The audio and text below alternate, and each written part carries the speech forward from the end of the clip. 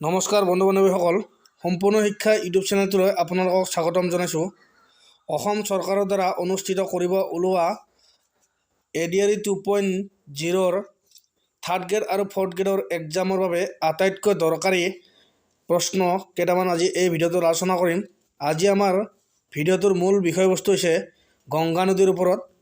কাৰণ আমি প্ৰায় দেখিবলৈ পাওঁ যে অসম চৰকাৰে অনুষ্ঠিত কৰা যিবিলাক কমন কম্পিটিটিভ এক্সাম আছে তাৰ ক্ষেত্ৰত গংগা নদীৰ ওপৰত কিবা নহয় কিবা এটা প্ৰশ্ন আহে।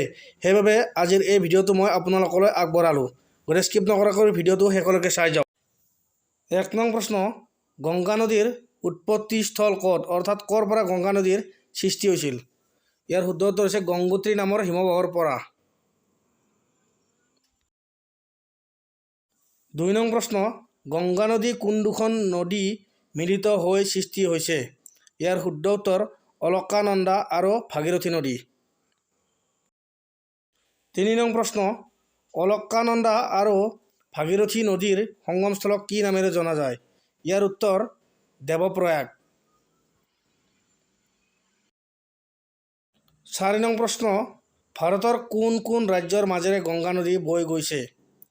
ইয়াৰ শুদ্ধ উত্তৰটো হৈছে উত্তৰাখণ্ড, উত্তৰ প্ৰদেশ, বিহাৰ, ঝাৰখণ্ড আৰু পশ্চিমবংগৰ মাজেৰে গংগা নদী বৈ গৈছে।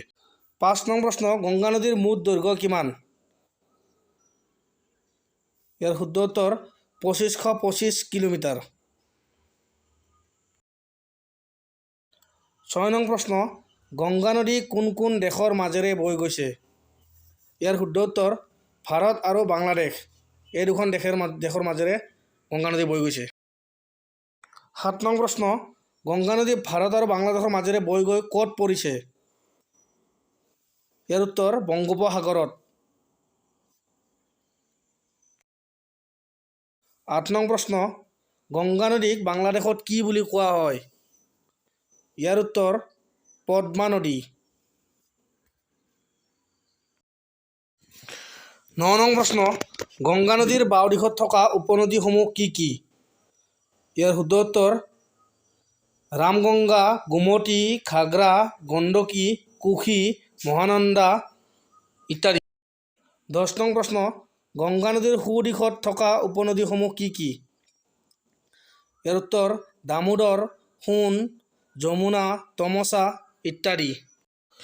১১ নং প্ৰশ্ন, গংগা নদী ব্ৰহ্মপুত্ৰ নদীৰ লগত লগ হোৱাৰ পিছত কি নামেৰে জনা যায়?